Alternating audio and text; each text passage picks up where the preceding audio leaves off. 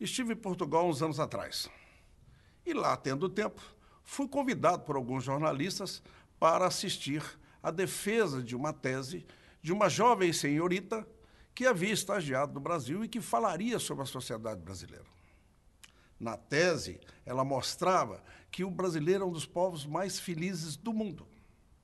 Não por ação governamental, nem por arranjos da sociedade, mas sim porque era o único povo que fazia o que queria na frente dos interesses do país.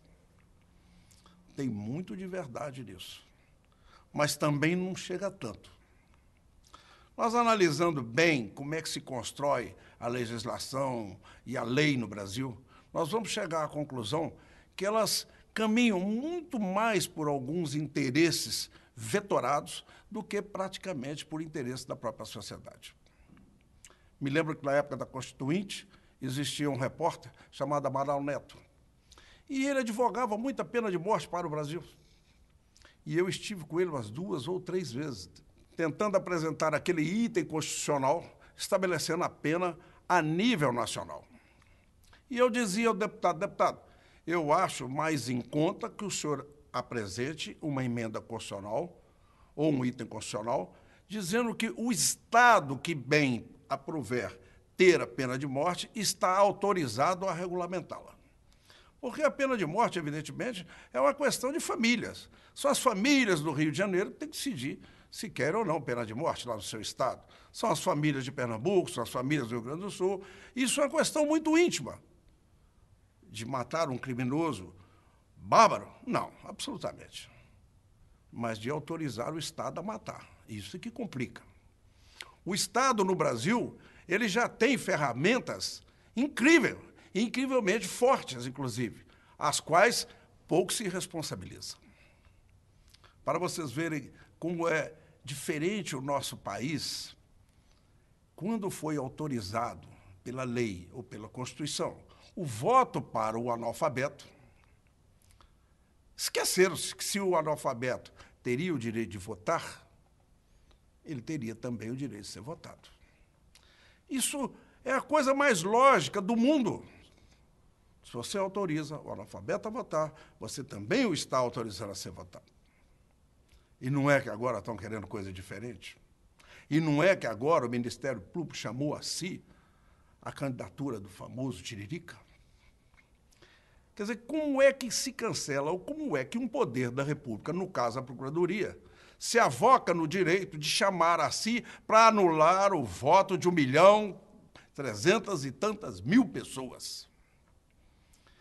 Ele não está anulando voto nenhum. Na verdade, ele está anulando uma grande parcela do eleitorado paulista.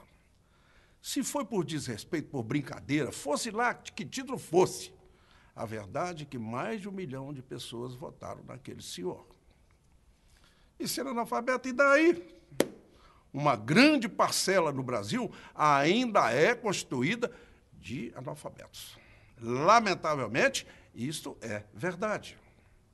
E a ideia que passa o Congresso Nacional é que cada comunidade, cada classe de brasileiros, cada classe da nossa sociedade tem lá o direito de ter seu representante. Por que não temos lá o representante dos analfabetos como um deles? Mas não. Questiona-se muito, e agora está lá, que é para ele fazer de próprio punho aquela mesma declaração que ele havia entregue à Justiça, sob pena de ter falsificado a dita cuja. Eu talvez também, se fosse fazer uma declaração daquela, é bem provável que eu pedisse a algum amigo, faz aí para mim e manda para lá, que eu acho de tão pouco interessante a própria justiça que ele é. E quando eu me refiro à própria justiça, eu não estou me referindo ao judiciário, estou referindo à justiça dos homens. No meu entender, ela pouco importaria. Que discriminação é essa, proibida pela nossa própria Constituição, que se faz agora dizendo, não, o senhor não vai receber seu diploma de eleito porque o senhor é analfabeto. Que questionamento é esse que não foi feito antes da candidatura, quando todo mundo dizia que estava candidatando a essas pessoas exatamente para arrastarem votos e elegerem outros políticos profissionais atrás de si? Isso faz parte do jogo democrático. O Rio de Janeiro veio de Romário, o Rio de Janeiro veio de Wagner Montes, que puxou Miriam Rios a ex-mulher de Roberto Carlos. Quer dizer, é um jogo, e que nesse jogo cabe a eles todos. Por que os espaços estarão reservados apenas para o profissionalismo político que impera no país e que produz tantas cenas lamentáveis? E nós ficamos assim, ou são eles, ou então a espada do dinheiro que fala mais alto. Contra aqueles que usam o dinheiro excessivamente na campanha, ninguém fala nada. Contra aqueles que arrecadam nos valeriodutos, também sumiram, ninguém diz nada. Agora, quanto ao analfabeto lá, estão caindo matando. Uma senhora injustiça. E, diferentemente da tese da portuguesa em Coimbra, nós realmente somos um país feliz. Mas o Brasil difícil. Boa noite, senhores.